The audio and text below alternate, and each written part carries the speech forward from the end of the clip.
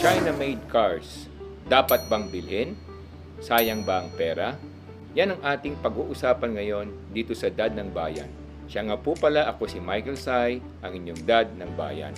Ilocano Defenders para sa lahat. Ilocano Kung gusto niyo pong maraming matutunan sa buhay at sa iba't ibang kaalaman sa paghahanap buhay, mag-subscribe po kayo sa YouTube ng Ilocano Defenders at Facebook ng Ilocano Defenders at Dad ng Bayan. Ngayon po, pag-usapan natin itong paksang ito na maraming mga kababayan natin na nagtatanong, sulit ba kung kami bibili ng China-made cars? Dahil mura ang presyo at the same time maganda tingnan. Ngayon, sa aming pagsasaliksik at sa mga aming nakalap na mga impormasyon sa mga iba't ibang mga bumibili ng sasakyan, ito po yung aming mga nakuhang datos. Ang preference po ng karamihan sa mga buyers o mga bumibili ng sasakyan ay mga Japanese-made cars. Ang sabi nila, dahil una, ito ay matibay. Pangalawa, pag ito'y ibebenta nila, mas mataas ang resale value. Pangatlo, kung sila'y nasiraan, madali silang makabili ng pyesa. At mas maraming mga talyer o mga repair shop ang nakakaalam kung paano to gagawin. Ang pang-apat ang sinasabi nila, kung ang iyong pagbibiling sasakyan ay araw-araw mong gagamitin at gagamitin mo sa hanap buhay, mas maliit ang iyong sakit ng ulo at mas kakaunti ang iyong problema kung Japan-made cars ang iyong bibilhin. Dahil ito ay pangmatagalan. Katunayan niyan ang sinasabi nila, marami sa kalsada na makikita nating mga matatandang sasakyan na gumagana pa ay mga Japanese-made cars. Ngayon, yung mga naman China-based made cars o China-based cars, ang sinasabi ng karamihan ay kung pansamantala mo lang naman gagamitin at hindi naman pang araw-araw, mura siya at saka napakaganda ng hugis at hubog dahil ang mga nagdisenyo nito ay mga Europyano. Pangalawa, sinasabi nila, kung ito'y kaya mo namang bilhin parang spare car mo lamang, bakit naman hindi?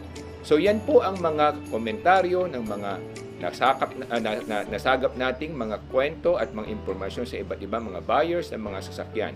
Ngayon po, tiningnan namin ang mga ranking ng mga sasakyan sa Pilipinas, kung ano talaga yung mga pinibili at ginugusto ng ating mga kababayan. Una, sa mga sasakyan, mga Japanese-made cars. Pangalawa, mga Korean-made cars. Pangatlo, yung mga American-made cars. Pang-apat, yung mga European-made cars. At panglima, yung mga China-based at India-based cars. Yan po yung aming nasaliksik na mga impormasyon. Kaya po sa amin, sa aking palagay, kung ito'y gagamitin nyo lamang paminsan-minsan at kaya nyo naman at meron naman kayong kakayahan na bumili ng spare car dahil meron naman kayo talaga mga sasakyan na ginagamit, bakit naman hindi?